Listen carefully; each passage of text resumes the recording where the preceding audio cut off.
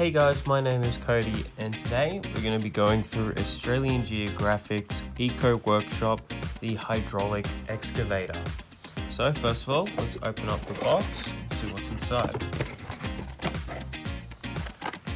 So we've got the tools and accessories box here, which includes all of these syringes, screws, and then all of the joints inside, as well as some pads for the bottom, as well as the screwdriver and some zip ties. We've got the pipes here. We've got the instructions here, which I'll be adding into this video. So whenever we're up to the next step on the instructions, I'll pop it up on the screen for each page.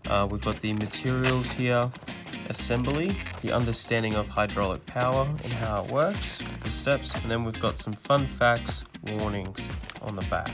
So get that part done. Then we've got these wooden pieces here. So first of all, what I'm going to do is I'm going to start taking these wooden pieces out of their frames.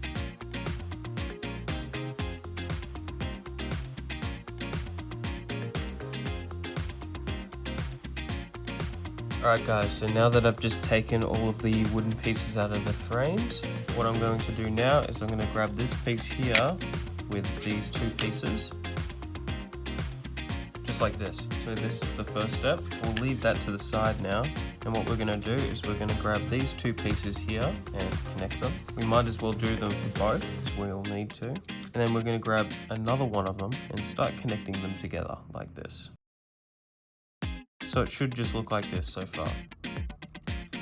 Now what we're going to want to do is we're going to want to grab these two pieces here, as well as this piece and this piece here. And we're going to connect them together, essentially. So we're going to grab them, put them like this. So it should just look like this so far. And what we're going to want to do is screw these in straight away. So I'm just going to do that now.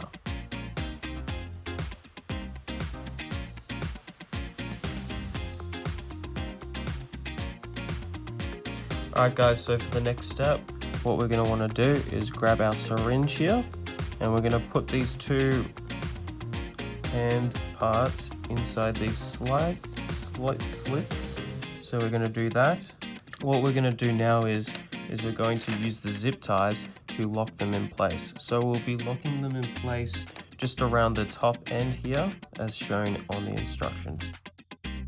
Once it's tied up like this, next what we're going to want to do is zip tie the other one. Awesome. And we will be cutting these zip ties later. So I'll leave that to the side. For the next step, alright guys, so next what we're going to want to do is grab these syringes. And what we're going to be doing is we're going to be filling them up with water, and then we're going to be pushing the water throughout the whole system of the pipe here. So once that happens, we will be able to attach it to the excavator, and that should be the perfect amount of water to help cause enough pressure to control the system. So that's what I'm going to do now. Hey guys, so I just filled these up with water. So what I did was I pulled this plug out, and then I filled it up with water till it was coming out the other end. And then once that happened, I put both ends up so that no water could escape. And then what I did is I plunged the end part of the syringe in the back, and then I pushed any air that entered whilst I did that out the other end. And then I've pushed it to around 8 mils. You can do even less, you can even do 6, because the secondary syringe here is a lot smaller, as it only has around 3 mils of space. Because of this, we are able to have lots of flexibility with how much water we can have. So for the next step, what we're going to want to do is we're going to want to place the syringe on the other end, connecting it to the smaller syringe here. We're going to just push that through. Make sure that this syringe is pushed all the way in as well, so you're reducing as much air that got in as possible, as water is a stronger controller rather than air. See how I have a little bit here? I'm just pushing this ever so closely, that way I'm not getting as much air as possible. Awesome. So now it should just look like this. I've done it for both parts. So now what we're going to want to do is we're going to start trying to connect these syringes to the actual base here. So that's what we're going to do. I'm going to connect this one with the L shape facing up. So So we're going to put it in like so, push it down here, and then what we're going to do is we're going to pop in this axle here. Once we've done that, we can close off both sides of the axle with these space wedges. Alright, awesome. So once you've done it like that, what we need to do is we need to do the second one here as well. So guys, so what we're going to want to do is we're going to want to grab these pieces here, not the one here that we built, this one here, these two separate pieces, and we're going to put them on the outside here of the top area. And we're going to put in our syringe on the inside and these arms on the outside. This will be used very shortly. Once you've done that, you're going to want to seal it with the space wedges on both sides. Awesome. So it should just look like this. And we're going to be connecting it up here. So now next what we need to do is connect these pieces to the syringe. So what we're going to do is we're going to place it on the syringe like so, on one side like that, and then we'll get a second one and do it on the other side. And what we're going to do is we're going to screw them together.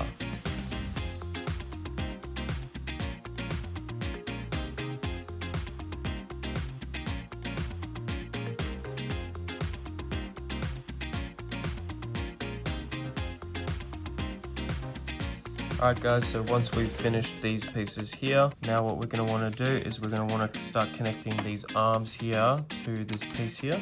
So we're going to grab another one of these axles, two of these space wedges, and we're just going to push it through the middle here, like so. Now I'm having some trouble now because of the actual zip tie is in the way. So now I'm just going to be right back and cut that. Awesome, so I just cut those off. So now we're going to get back to this. Now we're going to put the wedges on the outside again, so down here though. And now once that is completed, we're going to also just give it a little bit more space so it doesn't get in the way of the zip tie of that box here. So now let's get to the next step, which is going to be to attach this piece here onto here. And that's what we're going to do. We're going to grab this piece here. Once we've done that, we're going to put this space wedger on, do it on both sides. And once we've got it like that, what we're going to want to do is move it up and connect it. So we're going to get the last axle here. And it should just look like this. So once we've done that, we're going to leave this to the side, and now we're going to start doing the scooper for the excavator. So we've got these last pieces here. What we're going to do is we're going to put this chomper on this sharp triangle end here, just like this, and then we're just going to connect all of them. Should just be this back one here for this one with the holes, and then these two identical ones go in the middle. Awesome. Once we've done that, now what we're going to do is we're just going to screw these in so it stays solid and never falls apart.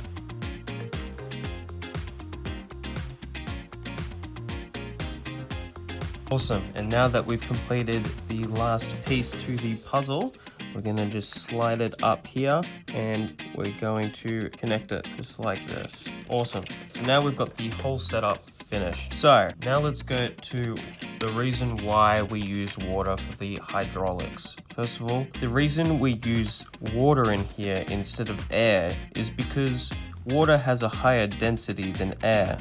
Once you press air together, it can squeeze a lot, and that means once we push something like this with water, it's immediate because it has a higher density. But with air, it means we have less control with pushing this water through, because the air can just push itself into a higher density without moving anything. However, water, it needs to go somewhere, so it pushes and it goes the other way. So now that we've finished this, what we're going to do is we're going to start putting on these foam feet. These are pretty essential, considering once you push the water hydraulic pumps around it a lot, it can tend to move, especially on smooth surfaces. So I highly recommend putting these on at the end. Awesome. So now that I've done that, what we're going to do is get onto a side view and I'm going to show you how it looks. Alright guys, and without further ado, let's see how this thing works.